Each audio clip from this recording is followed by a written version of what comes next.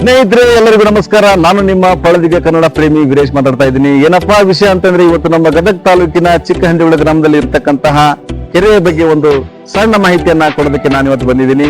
ಬನ್ನಿ ಹಾಗಾದ್ರೆ ಈ ಒಂದು ಕೆರೆಯನ್ನ ನೋಡ್ಕೊಂಡ್ ಬರೋಣ.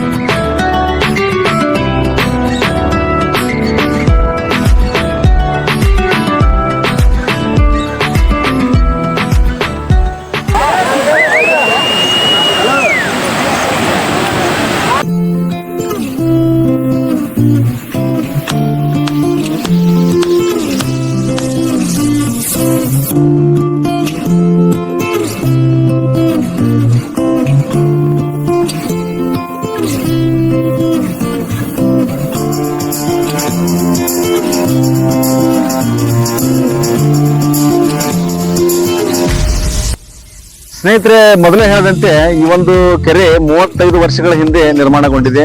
ಸಣ್ಣ ನೀರಾವರಿ ಇಲಾಖೆಗೆ ಒಳಪಟ್ಟಂತ ಈ ಕೆರೆ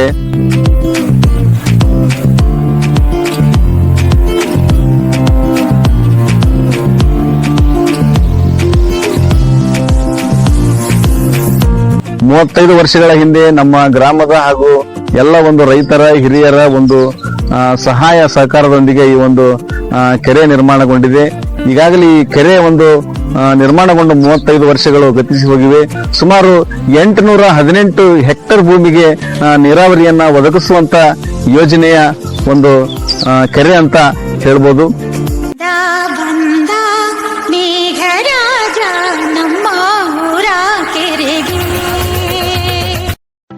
ಈ ಕೆರೆಗೆ ಬಂದು ನಾಗಾವಿ ಮತ್ತು ಗ್ರಾಮದ ಸುತ್ತಮುತ್ತಲಿನ ನೀರು ಹುಲಕೋಟಿ ಹೆದ್ದಾರಿಯಲ್ಲಿ ಒಂದು ಹಳ್ಳದ ಮುಖಾಂತರವಾಗಿ ಹರಿದು ಇಲ್ಲಿ ಮುಂದೆ ಬೆಳವಾಡ ಮದಗಾನೂರು ಮುಂದೆ ಹೀಗೆ ಹರಿದು ಹೋಗುವಂತಹ ಹಳ್ಳ ಅಂತ ಹೇಳ್ಬೋದು.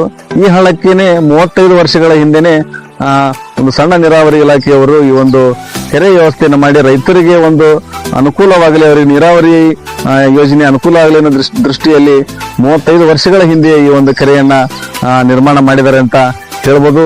ಇನ್ನ ಈ ಕೆರೆಗೆ ಗದಗಿನ ವೀರನಾರಾಯಣ ಜಲಾಶಯ ಅಂತ ಕೂಡ ಒಂದು ನಾಮಕರಣ ಅವತ್ತಿನ ದಿನಮಾನದಲ್ಲಿ ಮಾಡಲಾಯಿತು. ಇದಕ್ಕೆ ಈಗಲೂ ಕೂಡ ವೀರನಾರಾಯಣ ಜಲಾಶಯ ಅಂತ ಕರೀತಾರೆ. ಇನ್ನ ಈ ಕೆರೆಯ ಒಂದು ಸುಂದರ ವೈಭವವನ್ನ ನೀವೆಲ್ಲ ನೋಡ್ಬೋದು. ಎಷ್ಟು ದೊಡ್ಡದಾಗಿರ್ತಕ್ಕಂಥ ವಿಸ್ತಾರದಲ್ಲಿ ಈ ಕೆರೆ ಇದೆ ಅಂತಂದ್ರೆ ನೋಡ್ಲಿಕ್ಕೆ 2 ಕಣ್ಣುಗಳು ಕೂಡ ಸಾಲೋದಿಲ್ಲ. ಅಷ್ಟು ಒಂದು ವಿಸ್ತಾರವಾಗಿರ್ತಕ್ಕಂಥ ಕೆರೆ ಅಂತಂದ್ರೆ ಅದು ನಮ್ಮ ಚಿಕ್ಕಹಂದಿಹುಳ ಗ್ರಾಮದ ಹೆಮ್ಮೆಯ ವೀರನಾರಾಯಣ ಜಲಾಶಯ ಅಂತ ಹೇಳ್ಬೋದು.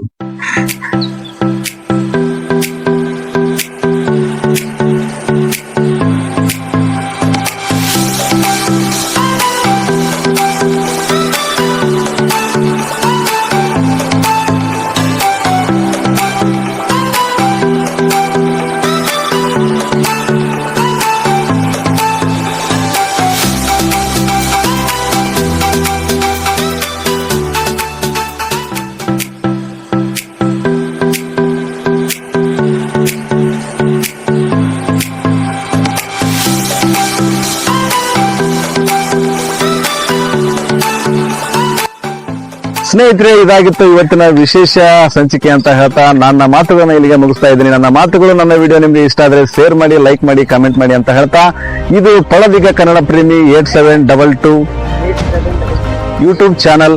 ದಯವಿಟ್ಟು ಎಲ್ಲರೂ ನೋಡಿ ಆಶೀರ್ವದಿಸಿ. ಥ್ಯಾಂಕ್ ಯು, ಬಾಯ್, ಧನ್ಯವಾದಗಳು.